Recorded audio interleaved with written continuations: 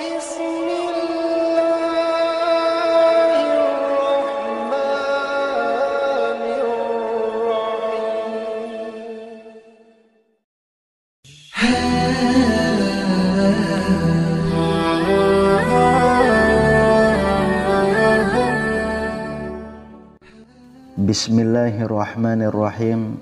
Assalamualaikum warahmatullahi wabarakatuh. Syukur alhamdulillah kita bisa berjumpa lagi di channel ini. Sholawat dan salam selalu dan tetap tercurahkan kepada junjungan kita Nabi besar Muhammad sallallahu alaihi wasallam. Allahumma sholli ala sayyidina Muhammad wa ala ali sayyidina Muhammad. Harapan dan doa saya semoga saudaraku semuanya selalu diberikan kesehatan, dilapangkan rezekinya, diampuni dosa-dosanya, dan dipanjangkan umurnya. Amin ya rabbal alamin. Sahabat beriman yang dirahmati Allah, ada banyak kisah nabi, sahabat, dan ulama yang kita bisa jadikan pedoman dalam kehidupan ini. Namun tak hanya itu, kita juga bisa memetik hikmah dari orang-orang yang berdosa. Salah satunya adalah orang fasik di zaman Nabi Musa alaihissalam yang dicintai Allah subhanahu wa ta'ala. Seperti apakah ciri-ciri orang fasik? Mengapa Allah subhanahu wa ta'ala mencintainya sedangkan orang-orang membenci? Bagaimana ia mengakui dosa-dosanya? Sahabat beriman yang dirahmati Allah, siapakah orang fasik itu? Fasik digunakan untuk menyebut orang-orang yang menolak dan menentang syariat Allah subhanahu wa ta'ala, baik seluruhnya maupun sebagian. Dalam kitab Al-Mufradat fi Gharib Al-Quran disebutkan bahwa orang fasik adalah orang-orang yang melakukan dosa, baik dosa kepada Allah subhanahu wa ta'ala maupun kepada sesama manusia. Di dalam Al-Quran disebutkan bahwa orang-orang fasik adalah orang yang lupa terhadap Allah subhanahu wa ta'ala. Allah subhanahu wa ta'ala berfirman, "Dan janganlah kamu seperti orang-orang yang lupa kepada Allah, lalu Allah menjadikan mereka lupa kepada diri mereka sendiri. Mereka itulah orang-orang yang fasik." Quran Surah Al-Hasyr ayat 19. Mengapa Allah subhanahu wa ta'ala mencintai seseorang yang fasik? Memang orang fasik adalah orang yang berdosa. Namun ada orang fasik di zaman Nabi Musa alaihissalam yang dicintai Allah subhanahu wa ta'ala.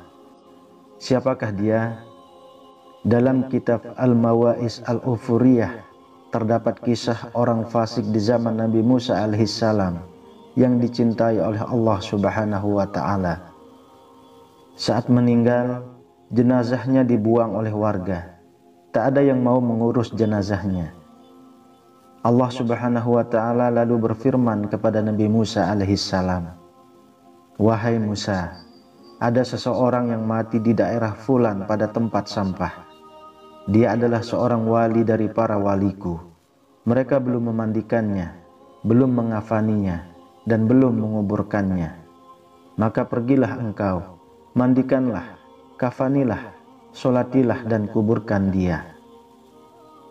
Nabi Musa alaihissalam lalu mendatangi tempat itu. Beliau juga menanyakan kepada orang-orang di mana jasad itu. Tak lupa beliau juga bertanya tentang alasan mereka tak memandikan dan menguburkan jenazah itu. Orang-orang tersebut memberitahu bahwa orang yang meninggal itu adalah orang yang fasik. Nabi Musa alaihissalam pun melihat jenazah orang itu terbuang di tempat sampah.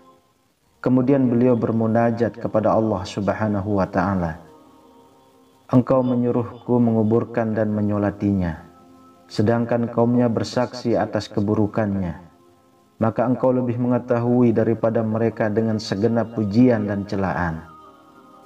Allah subhanahu wa ta'ala lalu menjawab, "Wahai Musa, kaumnya benar pada apa yang telah mereka ceritakan tentang keburukan dan kelakuannya. Hanya saja dia memohon pertolongan kepadaku saat kematiannya dengan 3 hal. yang andai kata 3 hal tersebut digunakan untuk memohon pertolongan kepadaku oleh seluruh orang-orang yang berdosa dari ciptaanku, pastilah aku akan mengabulkannya. Bagaimana aku tidak menyayanginya, sedangkan dia telah memohon sendiri, dan aku adalah Maha Penyayang dari semua penyayang.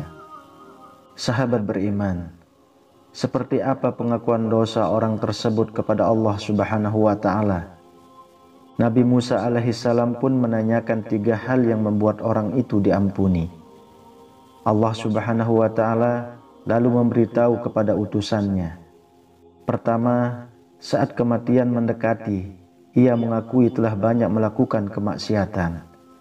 Namun di dalam lubuk hatinya, ia sebenarnya membenci kemaksiatan yang ia lakukan. Hal itu ternyata dipengaruhi oleh beberapa alasan. Apakah itu? Yaitu hawa nafsu, teman yang buruk, dan iblis yang dilaknat Allah. 3 hal itulah yang menjadikan laki-laki itu menjadi orang fasik. Ia pun lalu meminta ampun kepada Allah Subhanahu wa Ta'ala. Laki-laki itu pun melanjutkan dan mengakui bahwa ia sudah banyak melakukan maksiat. Kedua, ia suka berteman dengan orang-orang yang soleh. Ia lebih suka duduk bersama orang-orang soleh daripada bersama orang fasik. Alasan ketiga, orang tersebut juga mengakui bahwa ia lebih menyukai orang soleh daripada orang fasik. Seandainya ada 2 orang yang memerlukan bantuannya, ia akan mendahulukan kebutuhan orang soleh daripada orang fasik. Allah Subhanahu wa Ta'ala pun menjawab doa lelaki itu dan mengampuninya. Allah Subhanahu wa Ta'ala berfirman kepada Nabi Musa alaihissalam perkara orang fasik itu. Aku sayangi, aku ampuni dan aku maafkan, karena sesungguhnya aku Maha Pemurah lagi Maha Penyayang, khususnya kepada orang yang mengakui dosa kepadaku. Dan orang ini mengakui dosa, maka aku mengampuninya dan memaafkannya. Wahai Musa, lakukan apa yang aku perintahkan, karena aku mengampuni dengan kehormatannya untuk orang yang menyolati jenazahnya dan menghindari pemakamannya. Dalam riwayat Wahab bin Munabbih, orang fasik itu meminta ampun dengan cara yang berbeda. Wahai Tuhanku, andai kata Engkau memaafkan dan mengampuni dosa-dosaku, maka bergembiralah para walimu dan para nabimu, dan bersedihlah setan musuhku dan musuhmu. Dan andai kata Engkau mengazabku sebab dosaku, maka setan dan teman-temannya akan bergembira dan bersedihlah para nabi dan para wali. Dan sesungguhnya aku mengetahui bahwa kegembiraan para wali menurutmu lebih disukai daripada kegembiraan setan dan teman-temannya. Maka ampunilah aku. Wahai Allah, sesungguhnya Engkau lebih mengetahui dariku apa yang aku katakan. Maka sayangilah aku dan maafkanlah aku. Sahabat beriman yang dirahmati Allah, itulah kisah orang fasik yang dicintai oleh Allah Subhanahu wa Ta'ala. Kisah ini terjadi di zaman Nabi Musa alaihissalam. Orang-orang pada saat itu tak ada yang mau mengurus jenazah orang fasik tersebut. Hal itu karena ia adalah orang yang suka bermaksiat. Namun di akhir hayatnya, ia mengakui dosa-dosanya dan meminta ampun. Oleh sebab itu, ia diampuni oleh Allah Subhanahu wa Ta'ala. Lalu Allah Subhanahu wa Ta'ala mengutus Nabi Musa alaihissalam untuk mengurus jenazah orang itu. Kisah ini memberikan pelajaran bahwa ampunan Allah Subhanahu wa Ta'ala begitu luas bagi hambanya yang bertaubat. Hal ini sesuai firman Allah Subhanahu wa Ta'ala dalam Al-Quran. Sesungguhnya Tuhanmu sangat luas ampunannya. Quran Surah An-Najm ayat 32. Wallahu a'lam bishawab. Demikian yang bisa saya bagikan. Semoga bermanfaat untuk kita semua. Amin ya rabbal alamin. Assalamualaikum warahmatullahi wabarakatuh.